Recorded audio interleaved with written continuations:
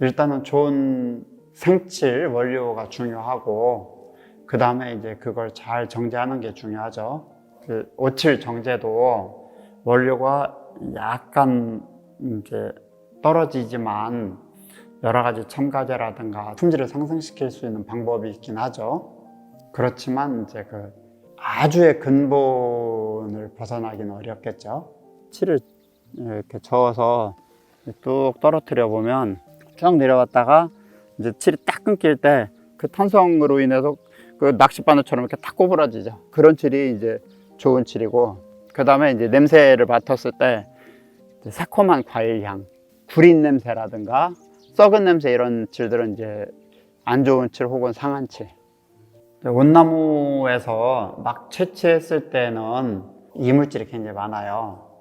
그 이물질을 이제 선배 같은 이제 거친 천에 한번 이제 걸러냅니다. 그렇게 걸러진 생칠을 까만 사각판에 부어서 햇빛 아래서 교반을 하는데, 고무래지를 통해서 칠을 잘 섞이게 하는 거예요. 햇빛 아래서 하는 이유는 햇빛과 열에 의해서 오칠 속에 있는 그 수분을 이제 날려버리는 역할을 하는 거예요. 3% 정도만 남기고 수분을 다 증발을 시키는데, 주의해야 될 점은 온도가 60도가 넘어서면 칠이 불건조 칠이 될 수 있어요. 가장 칠이 좋은 기온이 경험상으로 27, 8도가 가장 좋고요. 습도가 적은 날, 그리고 바람이 약간 있는 날이 가장 좋습니다. 그날 온도 따라 다르긴 한데요. 통상적으로는 보통 4시간 정도 하게 됩니다.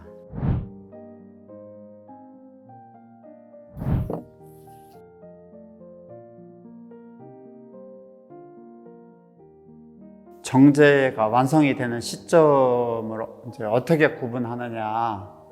갈색의 불투명한 이제 좀 맑은 느낌이 나게 색이 변하는 시점이 오고요. 또 하나는 잔 거품이 잦아들면서 거품을 탁 일부러 일으켜봐요.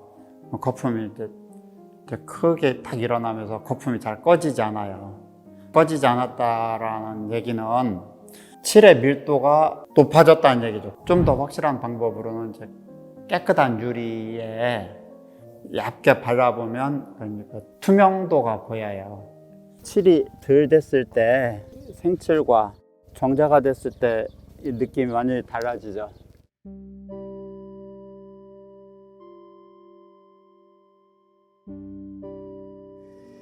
원리는 기계의 힘으로 인해서 이 벽 사이에 두 개의 공이 회전하면서 그 사이에 칠을 잘게 으깨는 거죠. 그럼 칠 속에 있는 여러 호수들이 잘게 같이 쪼개지는 효과가 있는 거죠. 기계의 힘을 빌리기 때문에 칠의 성분들, 특히 이제 그 수분을 잘게 쪼갤 수가 있어요. 그래서 아주 고밀도 투명 칠이 만들어지는데요. 계량식 방법은 전통식보다는 같은 시간에 더 많은 그 칠을 정제할 수 있는 장점이 있고요. 기계에서 정제를 할 때는 6시간을 기준으로 했을 때 한 번에 최대 6kg까지 정제를 할 수가 있는데, 재래식은 6시간을 기준으로 했을 때 최대 3kg까지 할 수가 있어요. 이제 약 2배 차이가 날 수 있는 거죠. 그 다음에 날씨와 상관없이 정제를 할 수 있는 장점이 있고요. 이 정제칠을 만들 때 첨가되는 그 첨가제들이 있어요. 이 생칠에 우리가 이렇게 성분을 이렇게 봐서 기름 성분이 약간 부족하다 할 때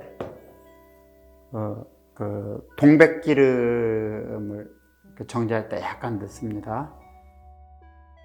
이 등황은 이제 투명도를 더 높일 때 칠의 접착력을 높이고 칠의 강도를 더 높일 때 송진이 들어가는데요. 이 송진을 그대로 넣기가 어려우니까 테레핀유로 녹여서 이 첨가제를 넣기도 하고요. 이게 효노라고 부르기도 하고 캄파라고도 부르는데요. 그 농나무 수액을 정제한 거예요. 이걸 이제 그 정제칠에 넣는 이유는 칠의 그 평활성을 높이기 위해서 넣는 거예요. 그러니까 그 붓자국 같은 게 나지 않게.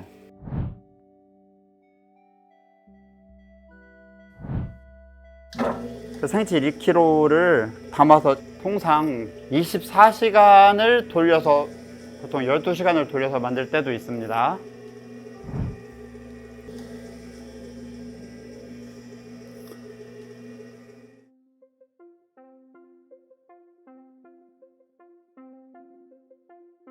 먼저 이제 안료가 준비돼야 되겠죠. 이제 그 평평한 그 바닥에 그 정제된 칠과 안료를 넣고 방망이로 밀어서 칠을 으깨면서 칠 속에 안료가 잘 섞이도록 그 하는 거예요. 이걸 잘 문뗄수록, 잘 칠을 으깨줄수록 색칠이 고르고 채도가 고르게 나타나죠. 이제 백색 안료 같은 경우는 이제 그 화학 안료라고 볼 수 있어요. 그리고 이제 그 천연 안료라 해도 재처리가 된 광물질을 그대로 쓸 수는 없잖아요. 그러니까 재처리가 된 거기 때문에 아무래도 그 이제 그 안료 부분에 있어서는 화학적 지식이 더 많이 필요로 하고, 그 다음에 이제 그 재처리 기술이 또 좀 필요로 하죠. 예전엔 안료 종류가 지금처럼 다양하지는 못했어요. 예, 그게 아마 이제 그런 거에 대한 한계인 거죠. 같은 광물질이라도. 예, 그리고 저 옛날에 사용했던 안료 중에서는 뭐 사라진 안료도 있는 걸로 알고 있어요.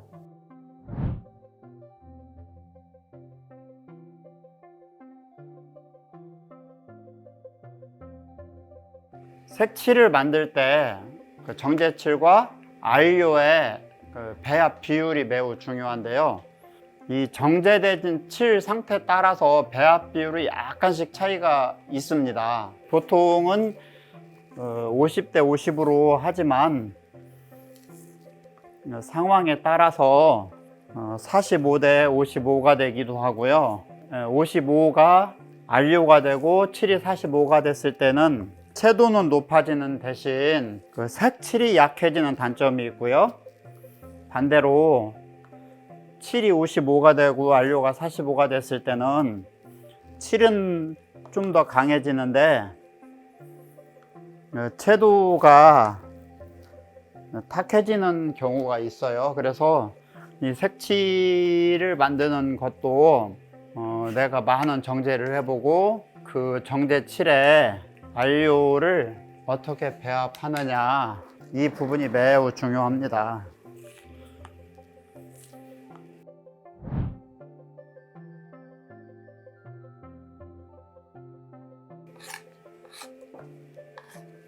이 알갱이가 많이 부서지면서 광택이 좀 더 높은 걸 볼 수 있어요.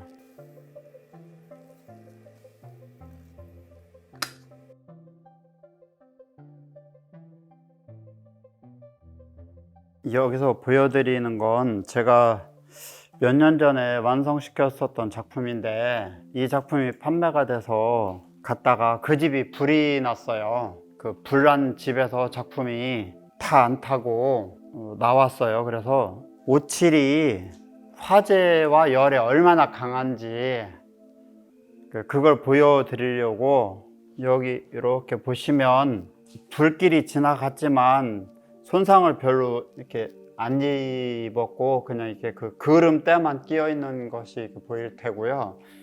이쪽은 손상을 많이 입었고, 이렇게 보면 플라스틱이나 스티로폼 같은 이런 그 스펀지 같은 화학물 떨어졌던 덩어리 같은 것들이 이렇게 붙어 있었던 데만 이렇게 손상이 있고, 그런 거 없이 그냥 불꽃만 지나간 곳은 멀쩡한 거 보면 이 옷이 화재에 굉장히 강함을 알 수 있죠. 예, 그걸 보여드리기 위해서 설명을 드렸습니다. 10대 때 이제 가난 때문에 학업, 그러니까 이제 일반적인 통상적인 학업을 할 수가 없었어요. 그래서 목조각에 입문을 했어요. 10대 목조각을 몇 년 하다가 19살 때 우연히 이제 칠 작업하는 곳을 알게 돼서 칠과 자개 뭐 이런 색들에 좀 매료가 되고, 그래서 이제 뭐 전공을 바꾸어 간 거예요. 그게 이제 19살 때였고요. 가난을 벗어보고 싶었던 마음도 있었고, 그 다음에 좀 작게는 전통을 이은다라는 뭐 어떤 이제 좀 약간의 자부심 같은 것도 있었고요. 그것도 결혼하면서는 이제 상업공예를 좀 했어요. 경제적인 어려움을 어느 정도 벗어버리고 나니까 상업공예인으로 죽기 싫더라고요. 네, 그러면서 이제 공부를 다시 시작하게 된 것이죠. 제가 그때는 뭐 작가님이라는 호칭보다는 사장님, 대표님 이런 호칭이 좀 더 많았어요. 그랬었는데 이게 내가 사장님으로 죽기 싫더라고요. 네, 그러니까 상업공예만 하다 죽기 싫더라고요. 그래서 공부를 좀 더 해야 되겠구나. 그래서 나이 40살 때 스승님께 이제 제자가 되기를 청했는데 스승님께서 허락을 쉬 안 하시더라고요. 그러면 계속 쫓아가서 제자 되기를 청하고, 설 앞두고 제가 가서 이제 또 찾아가서 인사를 드렸는데 스승님이 딱 2가지를 말씀을 하시더라고요. 내가 하지 말라는 건 절대 하지 마라. 그리고 내가 하라는 건 반드시 해라. 그게 스승님의 조건이었어요. 그래서 이제 스승님이 허락하신 것만 기뻐서 하겠습니다, 지키겠습니다 라고 대답을 하고 공부를 하는데, 그게 그렇게 혹독한 말씀인지 몰랐어요. 제일 먼저 한 일이 뭐 협회장, 단체장, 어떤 뭐 방송출 이런 것들을 일체 못하게 하시더라고요. 드문불출 작업만 요구하신 거예요.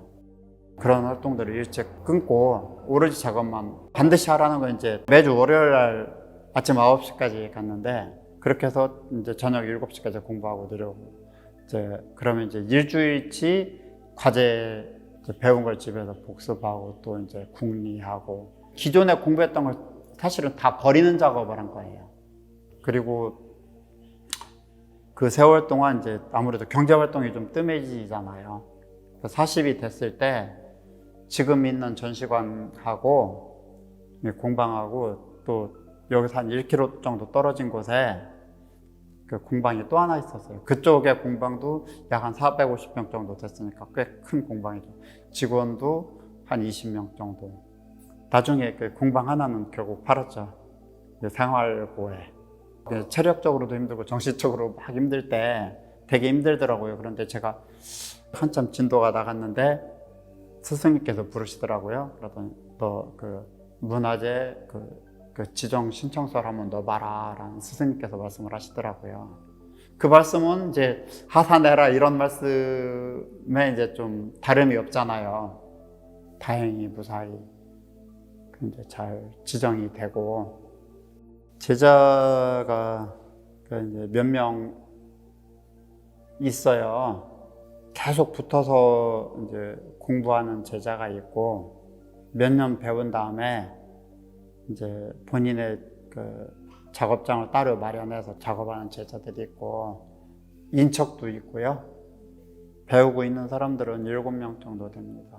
또 이게 이제 그 가르치는 방식이 도제식이다 보니까 속도가 참 더뎌요. 그리고 한꺼번에 여러 가르치는데 한계가 있고, 이제 내가 배우기를 도제식으로 배웠기 때문에 가르치는 방법 또한 도제식일 수밖에 없더라고요. 그 전수에 대한 고민은 늘 하고 있어요. 지금의 이제 이 57의 의미는 제 삶인 것 같아요.